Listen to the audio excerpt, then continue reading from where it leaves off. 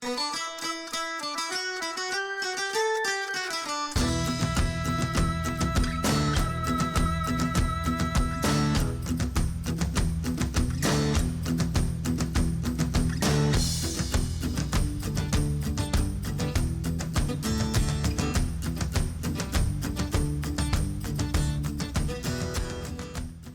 up, everyone, and welcome back to Diarrhea of a Madman. This is my solo cast that I like to do because it allows me to just fucking get bullshit out and put out content for the channel. So welcome all the new subscribers to the shit show. Hope you enjoy. Fuck, we'll get right into it. I was going through like a whole bunch of topics. A lot of times I bring up topics that the wife and I don't discuss in previous episodes with her. But she's gonna get mad at me for this one because this is right up her alley. Did you know that the urine of someone with diabetes has such a high sugar content that it can be refined into a premium single malt whiskey? Yeah, like that's how high. Like, somebody's leaving money on the table. Why aren't we? Or are they making fucking conspiracy theory unlocked? Do you think like they take people who's diabetic and like they do urine? Well, you would need too much. You would need way more than that. Huh? Okay, never mind. Debunked. Again, welcome to the shit show. That's crazy though. I mean, it makes sense though that if you're because it's their body. That's how it reacts. Also, I remember from an episode of CSI, I want to say big. It was a limo driver who was like diabetic, and for some reason, because he was sitting in the front seat a lot and he was breathing in with the air on, with the recycling air on, it like kept his scent. He had a certain scent to him or something like that, and I don't know. It somehow saved or solve the case. An old episode of CSI. I want to say it was Vegas because it had the dude from the real smart guy in CSI Vegas was the original in movie Manhunter. They redid it with Edward Norton, called it Red Dragon. He was the one before, and that's the Silence of the Lamb series. I forget his name. Anyway, that dude from Manhunter was he was like the original smart dude from CSI. I'm trying to think, what do you think is the better television show, CSI or Law and Order? Because I mean, they both have spinoffs. I think they're both produced by Dick Wolf. I don't know, if you can get that guy to fucking produce you, you're gonna have everything you've ever wanted. I don't know. I was really into CSI when it came out, originally, like Vegas. Miami was cool as shit because, David Caruso, nobody takes off fucking sunglasses or puts them on cooler than fucking David Caruso. He's got it. And I mean, it's been landing him roles for years, ever since he was Kit Kat, I believe, in Hudson Hawk with Bruce Willis. I think that was his first starring role, and he was a mute. Probably for the better, because he delivers lines. 40-Year-Old Virgin does the best with it when they tell him to act like David Caruso and Jade. He just asks questions to everything. But anyway, I'm getting off topic. I'd like CSI was the bigger Flash for me. I think I fell into Law and Order. I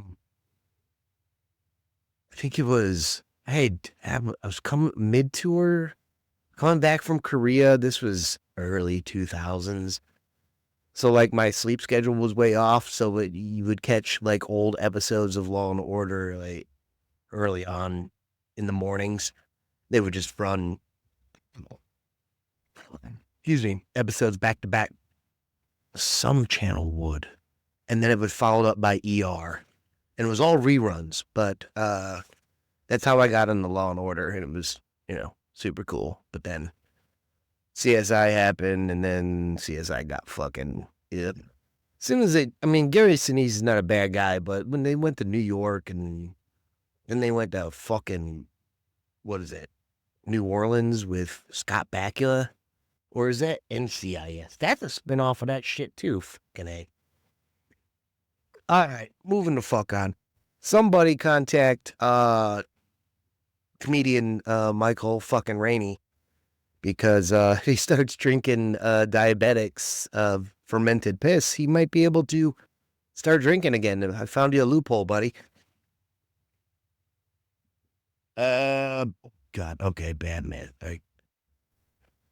On the shit show, I have in my studio a bunch of things on the shelves. A lot of these things, the majority of them all have a story to them. So I like to present one item off the shelf for every one of these episodes and talk about it. Um, this one here is a ceramic. Do we call it ceramic? I don't know what the fuck it is. It's like it breaks, but it's hard. Batman mask. I got this when I took. Go. You want to go outside? Go. I'm trying to tell a story here. You're interrupting. Or you're just completing the Irish stereotype that we take forever to fucking tell stories. Because, when you're Irish, why use 3 words when 27 will do? Right? All right, then, Ivy. Let me tell my story. So back to the Batman mask. It's a little half one if you're only listening. With a little fucking strap on the back. Not like that, but also like that. And I took my daughters and my wife to the Charleston Rock Fest, sponsored by like 98 Rock or whatever. In 2018, I'm going to take this off now because it's just getting fucking weird. I wore it for pretty much half that fucking concert.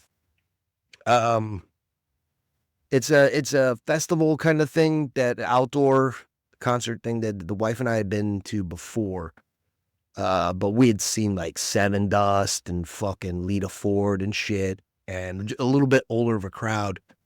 In 2018, the headliners were 3 Days Grace, Seether, Fozzy, Starset, 10 Years, and then a couple, I don't remember anyway. I was really hammered for this one. It was a good time. It was the first time that, again, like I said, the girls had never been to a concert.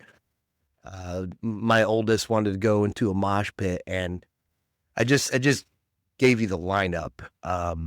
So I wasn't afraid of anyone. I'm not trying to sound like a badass, but it's just like the people, the kids that attend this concert aren't of the same mentality of me. Especially after I've been drinking heavily all day outdoors at a concert. So my oldest wants to go through a mosh pit that I forget who's playing again. Thoroughly hammered. Luckily, the wife's there to drive us home. But that was cool. Like took her through a mosh pit twice. We went through once and then back around. I lost her once. But the people there were pretty cool. Wasn't that stupid? I don't know what the hell. I've experienced it once in Colorado Springs at some tiny ass little shithole bar. And it was a punk concert where they do that whipping around like they're trying to fucking fight kind of thing. But then when they punch you and you punch them back, they act like, what the fuck, dude? No, dude, you're actively trying to fucking hit me. That's not mosh pitting. And I wish I was a younger man, but if I ever experience that shit again, I will fucking crack little kids' fucking skulls. Because if you act like that's just full on just trying to fucking punch people in a mosh pit. That's not what fucking mosh pitting is. Anyway, I'm getting upset.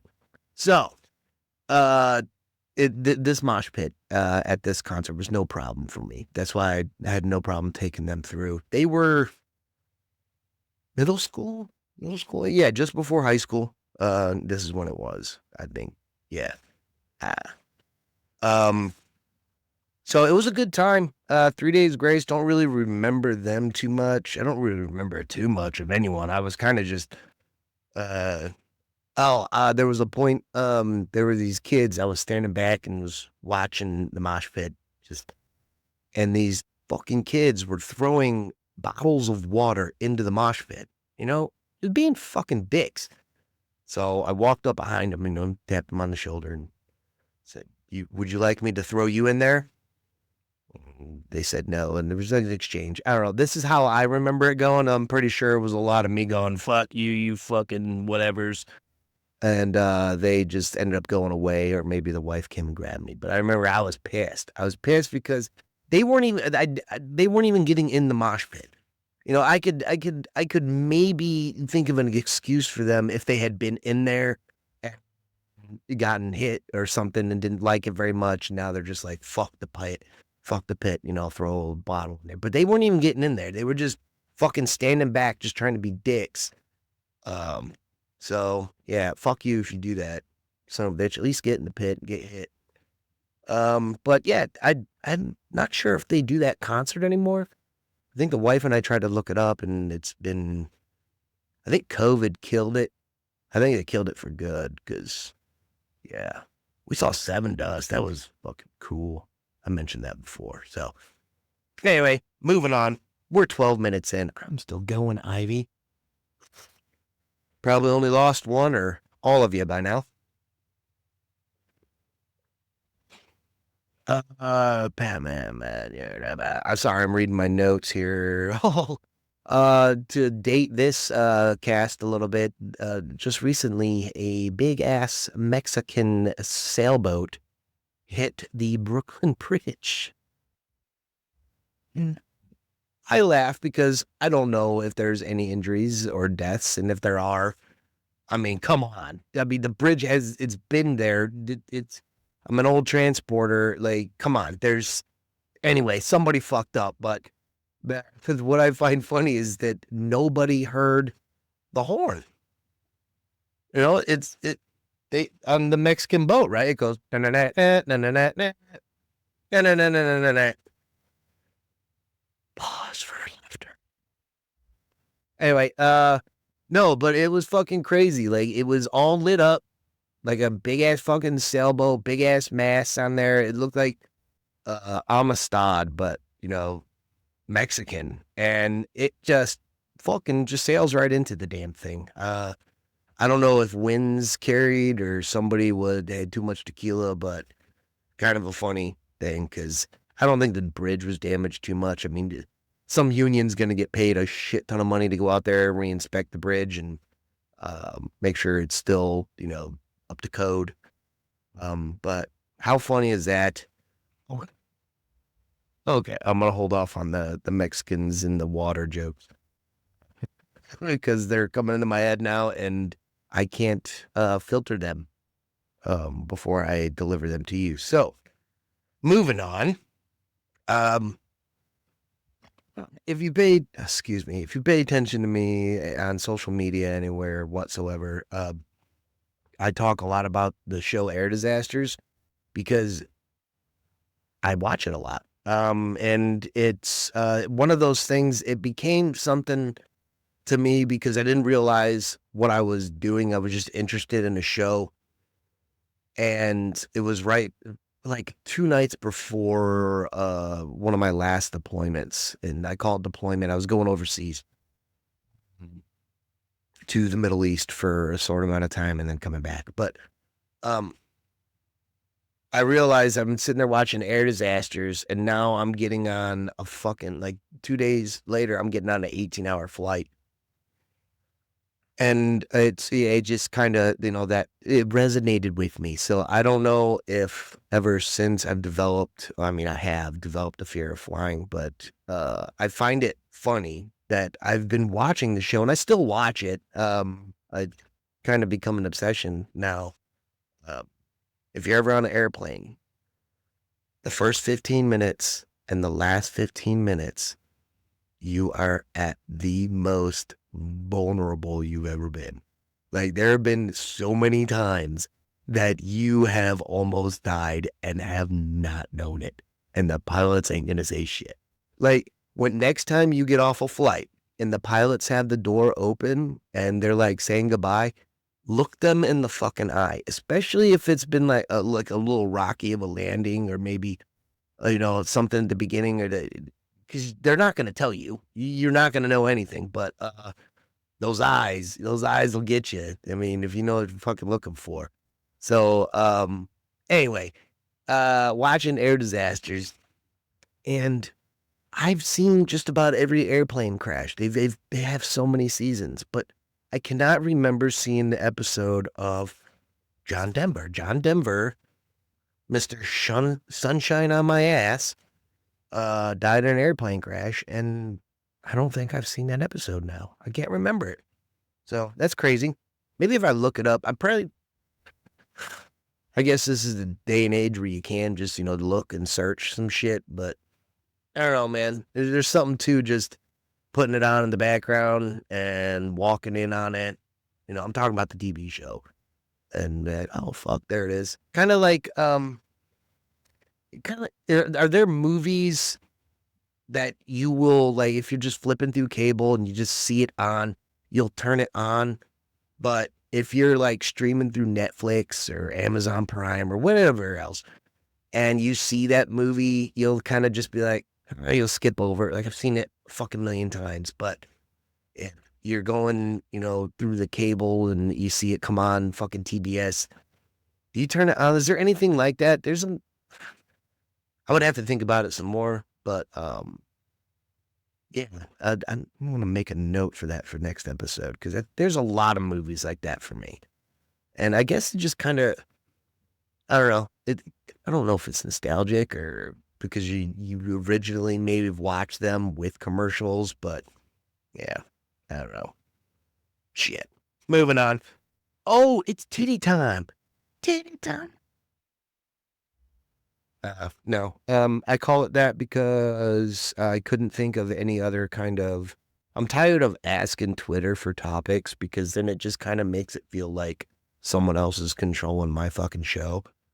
Yeah, you're getting my opinion, but you're the one kind of like fucking puppeteering, so I'm not gonna do that shit anymore. So if you've commented in the past about topics for me, thank you very much, but I got it from here. So it's titty time. This is what's trending on Twitter time, or kitty time.